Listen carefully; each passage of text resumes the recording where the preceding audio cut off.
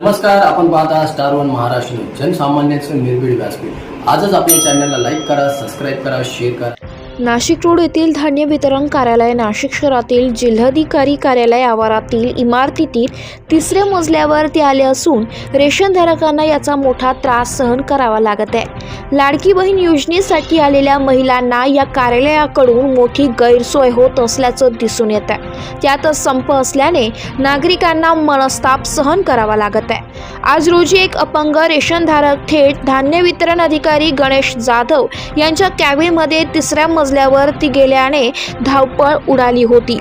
Star one Maharashtra न्यूजसाठी प्रतिनिधी इरफान पठाण, नाशिक।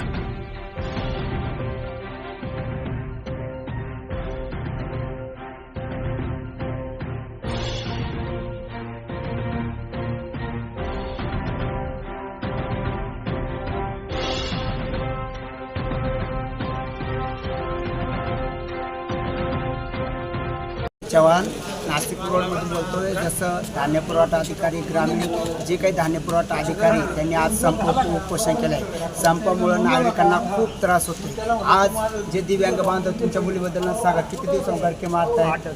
8-10 दिवसापासून इकडे कॅमेरा करा।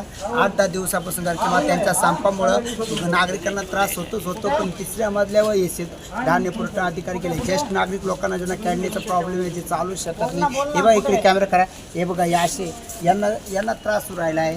त्या अशा लोकांसाठी जे काही वरती धान्य पुरवठा अधिकारी तिसऱ्या मजल्यावर खाली तळ पुरवला आलं पाहिजे। आणि खाली काय 2-3च कर्मचारी ठेवले जातात, सगळं कामकाज वरती। इथं कागदपत्र गोळा केले जातात आणि नंतर 15 दिवसांनी होईल, 3 महिने होईल, 4 महिने होईल, असं नाही ना। 7 दिवसात प्रोसेस गव्हर्नमेंटची 7 दिवसामध्ये जी आहे, 7 दिवसामध्येच लोकांना रेशन कार्ड भेटलं पाहिजे, त्यांचा 12 अंकी नंबर भेटला पाहिजे।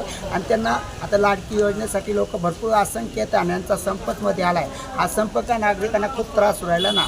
तर मला सांगायचं आहे कलेक्टर साहेबांना की साहेब, तुम्ही तो जे काही धान्य पुरवठा अधिकारी तिसऱ्या मजल्यावर ठेवलं आहे, तिसऱ्या मजल्याने ठेवता खाली ठेवा। जसं ज्येष्ठ नागरिक लोक इकडे हात करा एकदा, ज्येष्ठ नागरिक लोक आहे आणि जे किडनीचे प्रॉब्लेम, जे वयस्कर डायबिटीजवाले, ते तिसऱ्या मजल्यापर्यंत चढू शकत नाही। आम्हाला जर दिव्यांग बांधवांना खूप वेळी खिडकी खोलून ठेवली, पण तिथे 2च कर्मचारी ठेवले।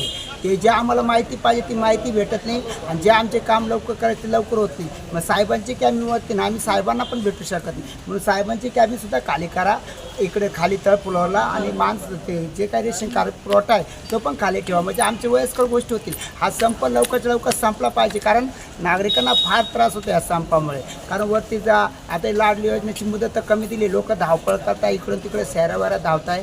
तर लवकरात लवकर जेवढा त्रास कमी करता येईल तेवढा करा। आणि ते लोक जे काही तिसऱ्या मजल्यावरती धान्य पुरवठा, मला बघितलं तुम्ही वरती येताना खाली जाताना, मी लोकांसाठी माझं काम झालं आहे, मला भेटतं धान्य, पण मला लोकांचा त्रास बघवला जात नाही। म्हणून मी लोकांसाठी आज या व्यक्तीची मुलगी इकडे करा, या व्यक्तीची मुलगी अपंग आहे, हिचं पण प्रकरण टाकलं आहे। अजून भरपूर दिवस झाले ते त्यांचं प्रकरण अटकलं, तरी त्यांना भेटून नाही राहिलं। त्यासाठी आम्ही धडपड करतोय। भरपूर लोक आहे ते जे वयस्कर आहे, डायबिटीज आहे, ज्येष्ठ नागरिक आहे, त्यांना पण ते त्यासाठी वरती चढू शकत नाही। एजंट थोडं पत्रव्यवहार केला जातो, तर पत्रव्यवहार बंद करून आपला जो काही सुरळीत वेबसाईट चालत नाही ती वेबसाईट चालावं, असं माझी विनंती आहे। जय हिंद, वंदे मातरम।